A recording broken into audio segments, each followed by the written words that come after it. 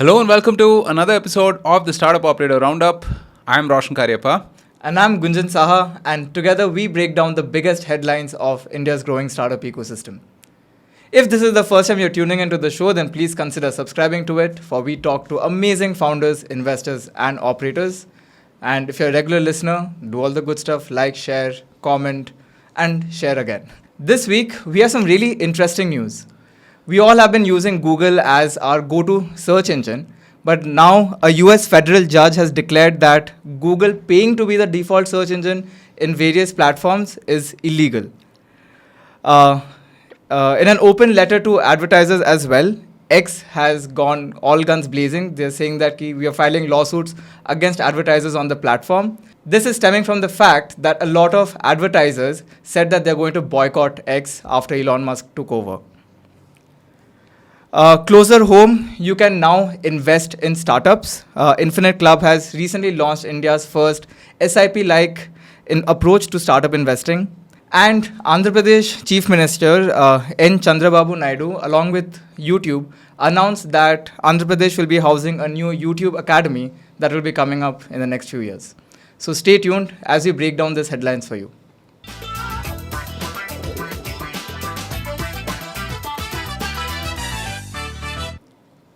Last week has also been amazing for India in the Olympics. Yeah. Neeraj Chopra scored a brilliant, not so brilliant silver medal. Only 1 out of 6 throws were actually counted. But Nadeem Khan, man, he broke the Olympic record, and it wasn't a fluke. He threw 90 meters plus twice. Yeah, pretty insane, I should say. And look, I really liked Neeraj Chopra's interview after the event, right? I mean, you talk about ownership and accountability, and that pretty much typifies that, right? He took full ownership for the results, wasn't happy with his performance, and seems like he's been carrying a bit of injuries and so on, right? He was pretty candid about all of these things. We have sports people who hold everyone accountable, like federations, ministries, governments, politicians, etc. And they're not without cause, right? Because God knows there's a lot of things broken with our sporting system in India, for sure. Right? One thing is that, obviously there's a lot of politics in sports and so on. But, to be able to take accountability at that highest level is amazing. And think about it, right? I mean, look at the expectations that we have from someone like him. Yeah. That, a track and field silver is still seen as, not his best performance, yeah. Right? I mean, it's phenomenal. I mean, I think, another Olympics, and perhaps, he will go down as India's greatest athlete ever, I would say, right? And even PV Sindhu, I think, took to Instagram and said that, are we seeing India's greatest sports I think person? He already is by many counts, I should say, right? I mean, look, I've lived through, who's that, PT Usha missing the bronze.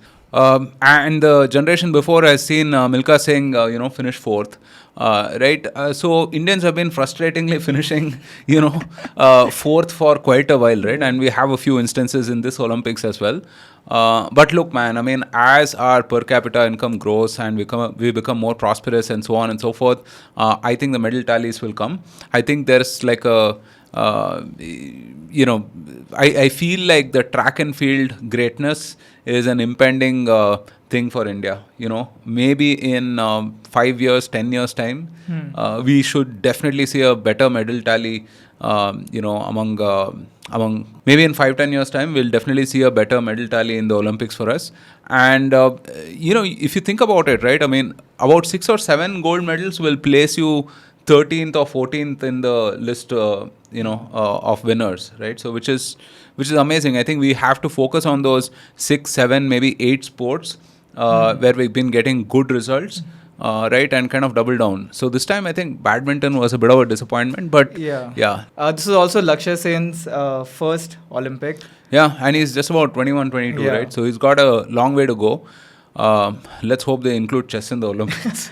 Well, cricket is going to get included, the T20 format from the LA Olympics. Yeah. But also wrestling. Like, India performed really well in wrestling. Like, it's very unfortunate for Vinesh Phogat. But, wrestling has also been a strong point for India in the Olympics. Yeah, let's hope that the next Olympics is way better, Yeah, that's Well, what last week we also had another milestone. Our producer turned 27 years wiser. Hey, there was another milestone you forgot to mention. Hey, I thought you were going to mention about that. Okay, guys, we hit 10,000 subscribers finally, on YouTube, and it's been a hard grind. We were an audio first community, and pretty much video was an afterthought for quite a while. We've been putting a lot of time and effort into production over the last year, and that has paid good dividends, I would say, right? Yeah. I mean, oftentimes you guys comment on our videos saying that we're underrated and we should have a lot more subscribers and so on and so forth. Well, we're on our way. If you do consider our content valuable, please share, subscribe, do all of the great stuff, and we'll get there soon enough, and you will have bragging rights to say that I was among the first 10,000 subscribers. Yeah, and we're doing this without going for this catchy headlines, flashy. Yeah, we're trying to keep it reasonable. We're trying to keep it really authentic. Yeah. The conversations we have here. Okay, let's get started with the news. Last week, a federal US judge declared that Google violated antitrust laws by paying to be the default search engine on browsers and devices. The US Department of Justice argued that Google's $26.3 billion payments in 2021 reinforced its monopoly and stifled competition. Now, we all know Google search accounts for almost 70-80% of its revenue, right? So this is gonna be at a big risk. Yeah. And out of its ad revenues, Google also pays Apple around $20 billion or 3% of Apple's annual revenue to be the default search engine in Safari. Yeah. Now, there are a lot of revenues at risk. And of course, this will set some domino effect in the advertising industry. Look, the search and advertising monopoly that Google had is on shaky ground for sure. Right? People are finding newer ways to search on the internet. And while that is not like a super prevalent phenomena right now, but it's going to happen at some point of time, right? So I kind of think of Google's business right now as building the most profitable McDonald's on an active volcano, right? I mean...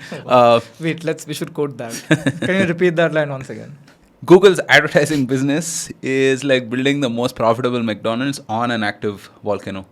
Let that sink in. I wish I could claim original credits for that, but I heard it some time back, and it's a good expression, right? I mean, it is what it is, right? And last week, I spoke about Amazon. A lot of folks have been having not so good experiences on Amazon, especially in India with the service and so on and so forth. And my working hypothesis for that is that I think e-commerce innovation has capped.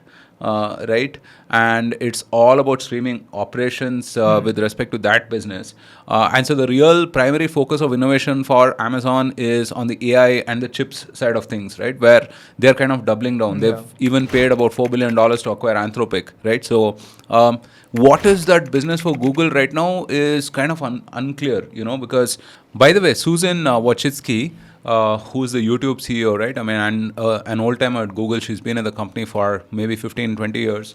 Very tragically passed away last week, right? And she was a very integral part of Google's growth and certainly of YouTube's, right? People may have differing opinions in terms of censorship and whatnot, but really, really tragic, right? She was only 56. So yeah, our condolences to the family and so on. But yeah, I mean, coming back to Google, right? I mean, if you think about it, what is that next business that Google is in? Is it, virtual reality? Not quite. Is it AI? Well, Google Brain is what it is, where it was, right? I mean, we saw the fiasco with Gemini and so on, right? So I don't know if they're even in the race at this point. Pretty much it's OpenAI and Grok competing for top honors, right? Is it driverless cars? Could be, right? But there have also been a lot of cases against I mean, it's... Yes, but do they have like a Tesla kind of leadership in that? I'm not sure, right? Is it, semiconductors? Again, we're not very sure. So what is Google's bet on the future is kind of unclear at this point of time, and so, the over-reliance on the search and advertising revenue is, for me, like I don't know, I mean, it's a huge... risk, I would say, right? And while I won't say that you have to go and short Google right away, right? Again, guys, no financial advice on this podcast. But, I will certainly be worried. If I was a Google exec at this point, I will really be worried about maintaining dominance over the next 20 years or so, because I think that tech monopoly dominance for about 20 years from the start of 20, let's say, post dot-com bubble, right? So let's say 2001, 2002-ish, till about 2020, I think that's under massive flux now, right? Okay. We're going to see monopolies broken up, and you're seeing all kinds of antitrust against Apple, against Google, against Amazon, and so on and so forth, right? It's interesting, we still call Google and not Alphabet, right? But that's not the case with Facebook. I mean, a lot of us have shifted to calling it Meta. Yeah, interesting branding problem, right? So, but yeah, I mean, it is certainly not the first time that we will hear of this. And let's hope the Google reinvention goes well, or the Alphabet reinvention goes well. Okay, but credits where it's due. I mean, you spoke about OpenAI, right? The entire OpenAI thesis was built upon the AI research which Google did. Google also gave YouTube, Google gave Gmail. Yeah. Google showed how cool workplaces can be. So, yeah, credits where it's due. So my question here is, what would the internet really look like had Google not held a monopolistic position? See, somebody was going to carve it up, right? For sure. I mean, we had Alta Vista and Yahoo and a bunch of other search engines at that point of time, and Google was definitely an order of magnitudes better than them, right? Again, I've made this point earlier that Google was the dream company that time. They moved at such a furious pace, and there was such a delight in the products that they shipped. That it's really hard to believe that it's the same company, right? I mean, some of it is, just becoming like a $100 or $200 billion company, which is what they are right now, right? I suppose it's a factor of scale, but yeah, I mean, someone else would have perhaps invented the way to search and whatnot, right? I mean, on hindsight, it feels like that, but who knows what would have happened. But it's an interesting question looking at the future, right? In terms of how we are going to interact with the internet. I'm not sure. The interface itself might change. Will you key in queries? Will you, will it be voice? Will it be gesture? Will it be on your mobile device, or will it be a wearable? I mean, all of this is like up in the air at this point, right? So, or it could be an AI pin. Whatever. Yeah. Okay, folks, let us know, what do you think? Can a monopoly have a positive net impact over time? It's a very interesting question to think about. It can. Little people answer in the comments. Let us know in the comments what you think. But yeah, what do you think? It can. Of course. Google has been a overwhelming net positive for everyone, right? I mean, think about it. So, yes, it can. And see, interestingly, people talk about Adani and Reliance and all of these like massive conglomerates in India. And I'm sure, look, I mean, like large businesses anywhere, not just in India, have to do some shady things, right? Not alleging anything against anyone, but you need these folks, man. Who's going to invest like tens of thousands of crores in, let's say, new energies or ports or building refineries and so on and so forth? It's not your small and medium businesses, right? I mean, Absolutely. Even if you look at Japan or South Korea and so on, it's the chaebols, it's the old families and so on. It's those conglomerate businesses that have kind of grown all these industries, right? So you do need these folks. Interestingly, we're speaking at a time when another stupid Hindenburg report has come up, right, alleging some connections between the SEBI chairperson, Ms. Madhavi, and Adani, right? Again, like a lot of hot air. But there's this guy called Bhagwan Uvacha on Twitter. We'll link to his thread. I mean, he has kind of deconstructed this whole situation. It's very, very far-stretched allegations and so on. But I really look forward to, Ms. Madhavi Butch kind of giving it back in her own style, right? So, yeah. Don't want any contamination. Okay, so we spoke about Google's advertising revenue. Let's talk about Twitter, or X. Ex-CEO Linda Yaccarino, in a letter to advertisers, highlighted the platform's role in global conversations and criticized an illegal boycott by the Global Alliance for Responsible Media. She stated that this boycott has financially harmed X and undermined diverse viewpoints. X, as a result, has filed an antitrust lawsuit against the Global Alliance for Responsible Media, and its members for damages. This lawsuit alleges that at least 18 GRM members withdrew all ads from X in late 2022, while others drastically reduced their spending. X argues this collective action constitutes an illegal boycott under antitrust laws, depriving consumers of choices and violating competition rules. Now, this all happened around the time Elon took over X, and Elon also took to Twitter and posted saying, "Now this is war." Yeah. And like no matter how crazy Elon sounds whenever he tweets, Dude. there is some sort of like, it's highly likely it can become a reality. What can be crazier than like, sending someone to Mars, right? Nuking Mars and building reusable rockets, or, superpower, or rather electric supercars. Look, Elon is the man. I think he's like the human of the year, the century, and whatnot at this point of time. The most inspiring guy right now. This is a classic bully's pulpit, right? I mean, where you gang up on someone you don't like. And this is totally under the antitrust regulation in the US, right? They take that shit very, very seriously, right? See, the larger point is, even the most optimistic person will not say that Elon will make a buck on the $44 billion he paid for Twitter, right? He claims that he bought it for, humanity, and that the world deserves a public square where every opinion has a shot, right? And the way X has been performing over the last year since he took over, the community notes and so on and so forth have been fabulous. Right, and there are groupings of people who may not really like all of the things that are being said and done, right, and who've kind of lost the grip on the narrative as well, right, and these people certainly feel wronged. I mean, they feel like their power in the world has reduced, right, and they're kind of coming together to screw X. Okay, I don't know, man. I mean, I'm starting to believe Elon when he says he bought it for humanity's sake, because I do think that something like this is absolutely necessary, right? Because one thing we've learned over the last couple of years especially is that, we know the media is bought and sold for, right? Every kind of media in every world, in every country of the world, right? So definitely X serves as that public square that is, free and fair free and mostly fair, I would say, for everyone. Because right? you don't know what's happening under the hood, right? What exactly algo is pushing. Exactly. I mean, whether it is, what's happening in Bangladesh, or whether it is, what's happening with the Trump shooting, or wherever else, right? I mean, you do have like bottom-up opinions on things. You have facts emerging, right, which wouldn't have been the case earlier, right? I mean, you know and you believe what the media will tell you, right?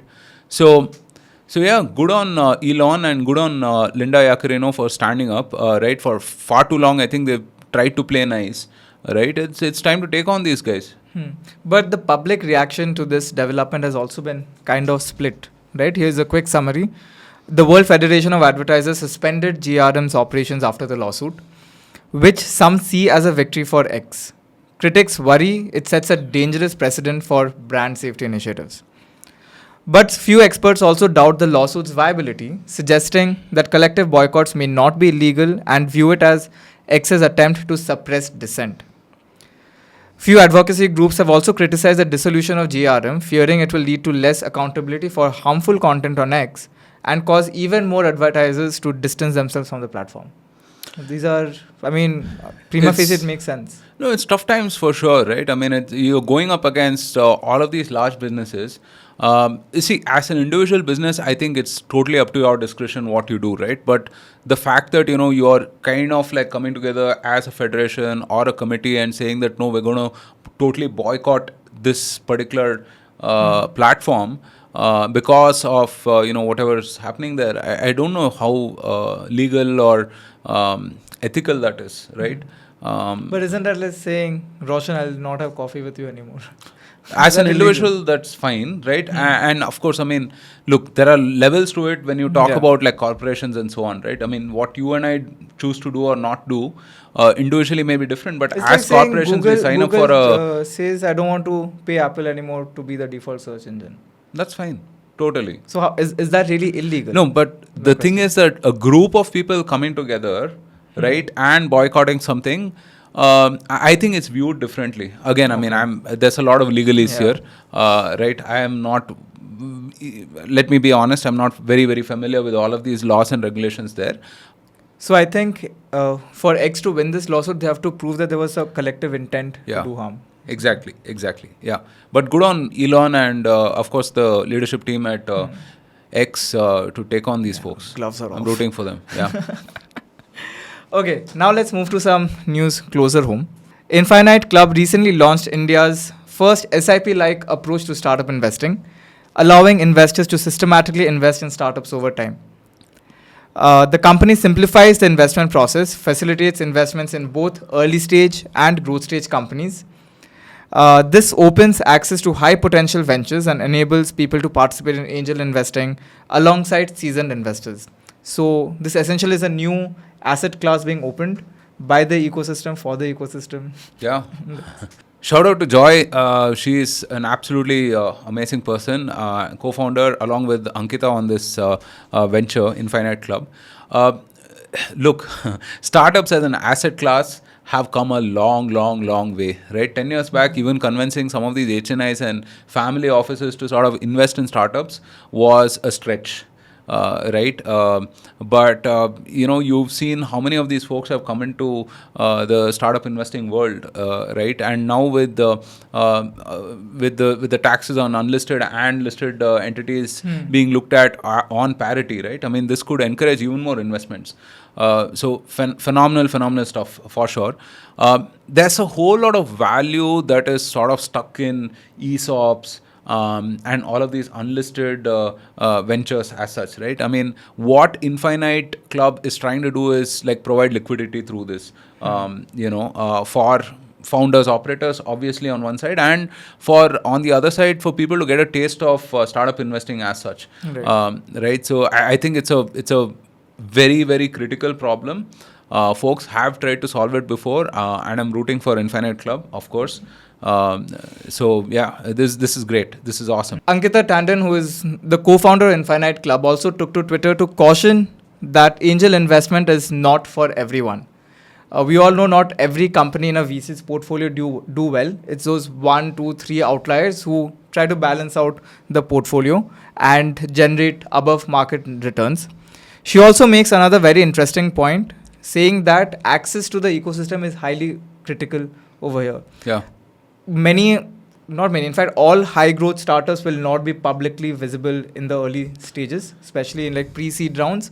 And you'll probably hear of these companies only once they have raised a big round, right? And if they've already raised a big round, then your best time to invest has already passed.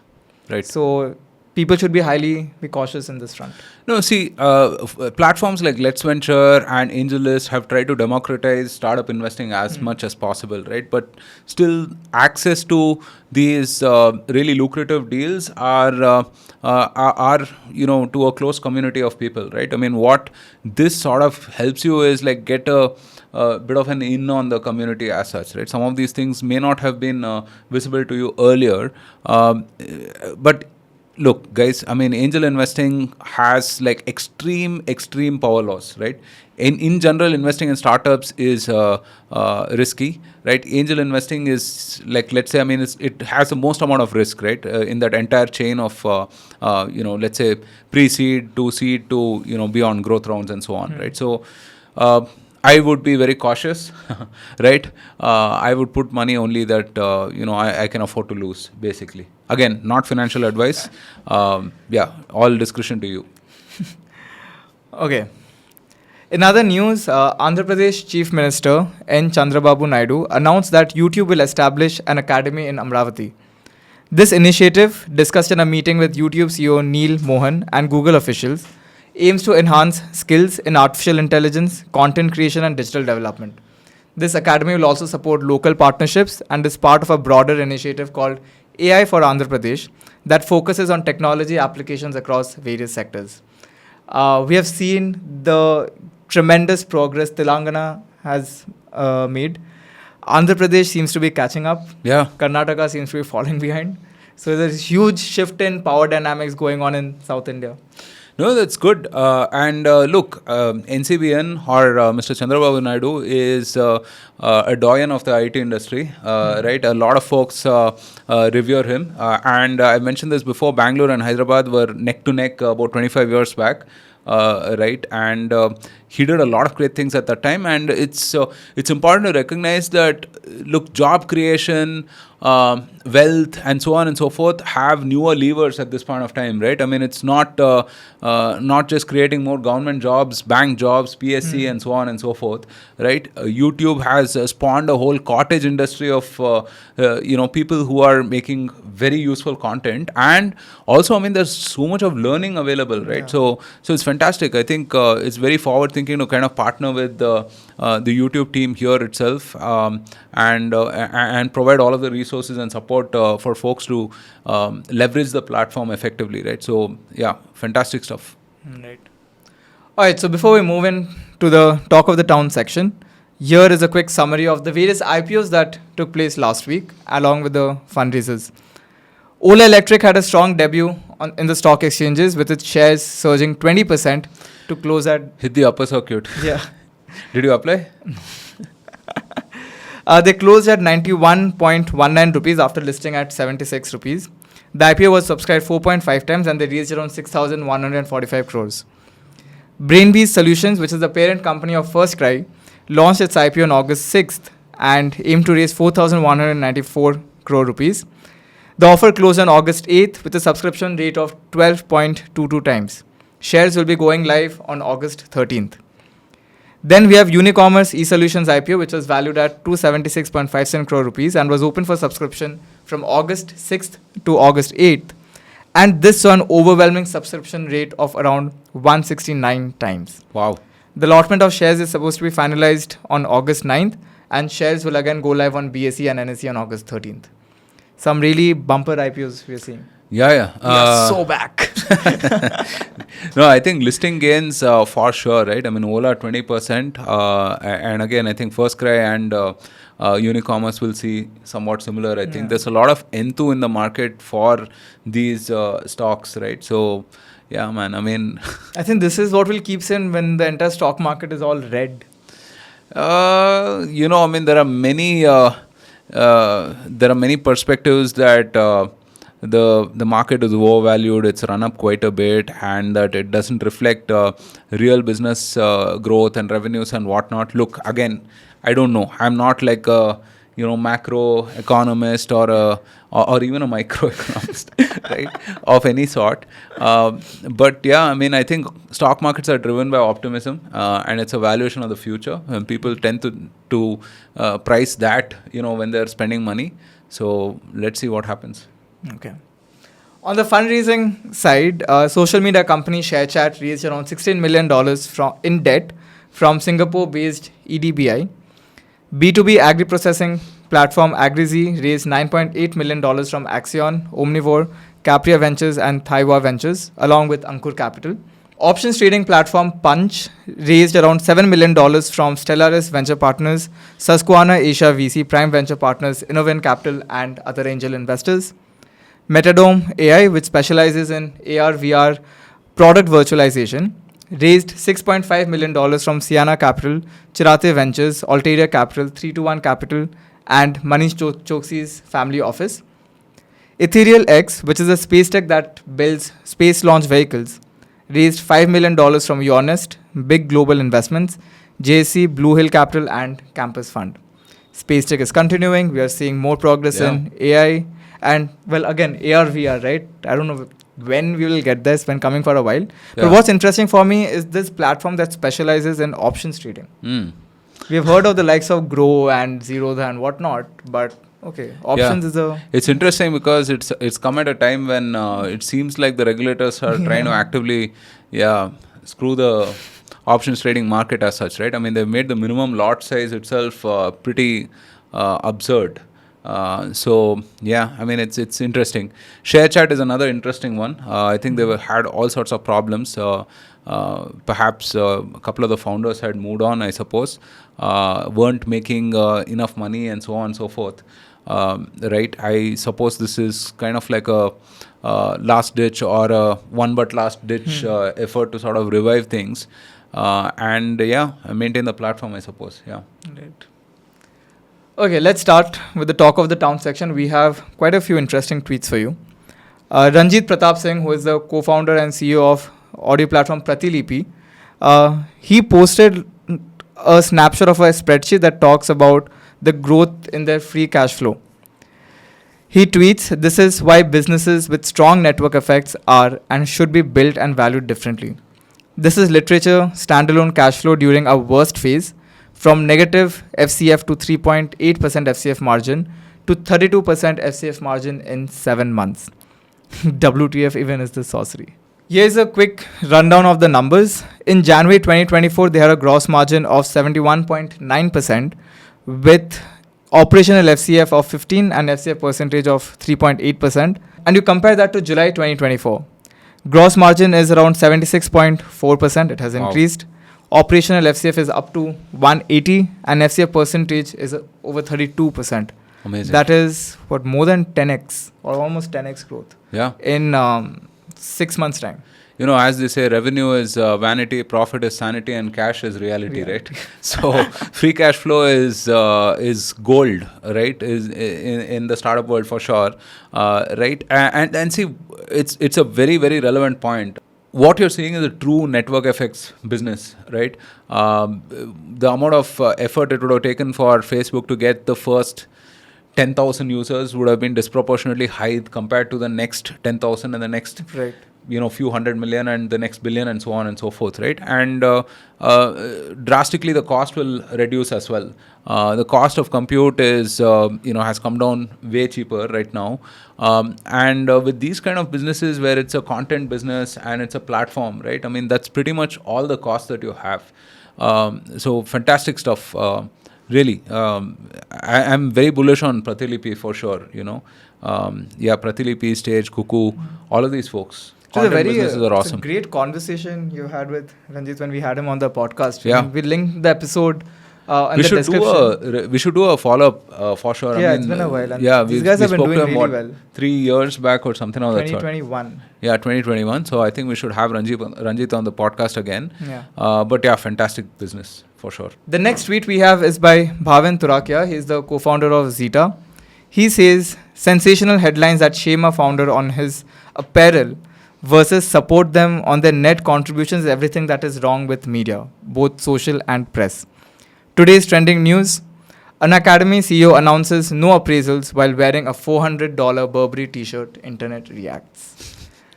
I mean, guys, this is not like some BuzzFeed or a, Miss Malini or HD something. Masala section of the page. I think that's what news, and this is the angles people are writing about. People write full articles about this stuff, right? It's crazy, man. I mean, it's crazy what startup or tech reporting. By no means it's tech, right? But startup reporting has turned into, right? I mean, somebody's marriage, somebody's T-shirt, and someone said something scandalous somewhere, and so on, right? Absolute nonsense, and Bhavin is right to call it out for sure, right? I mean, Bhavin is of course like a phenomenal founder, built Direct Eye and bunch of other businesses as well. So yeah, well qualified to talk about some of this stuff. Yeah. But I want to draw a point here. Few weeks, I think, couple of roundups back, we said, which is another platform that published really sensationalized headlines against Unacademy, to which Gaurav Munjal tweeted that, hey, you know what, this is not true. We are going to have one of the best years in terms of growth and performance. But now, saying that no appraisals year has not been well, what do you make of that? I think it's a common sentiment in the market. People recognize that the markets have been a bit ambiguous. Growth is not very clear for most sectors, at least, right? We have seen it in SaaS as well.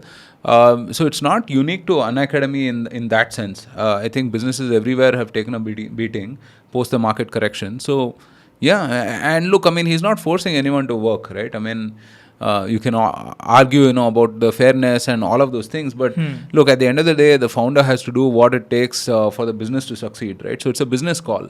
No founder will want to do some of these hard things out of their own discretion as such, right? I mean, you've been forced to do what you have to do. The third tweet in this series is about how Zuckerberg pushed Aditya Agarwal to his extreme and made him build the search engine in the early days.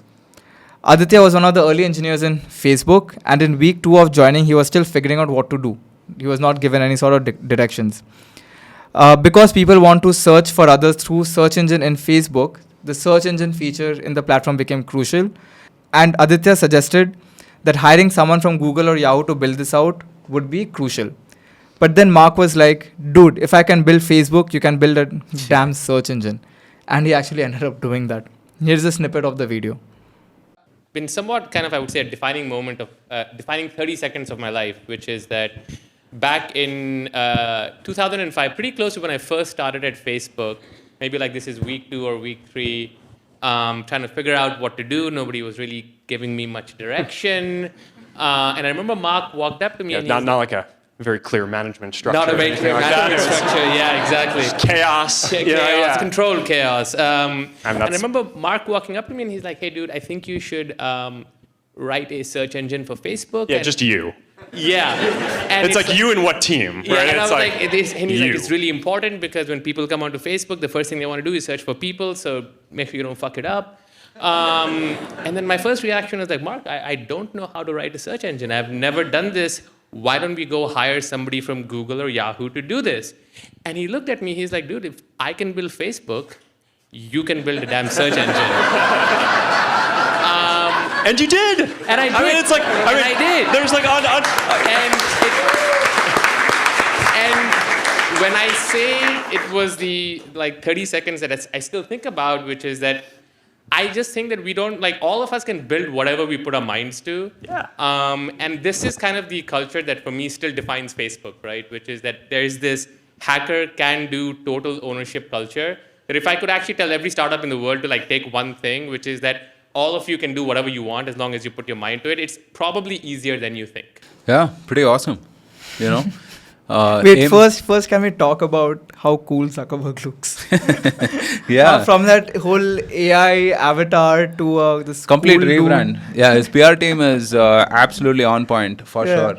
Right. But look, I mean, I think it's a very, very pertinent point for sure.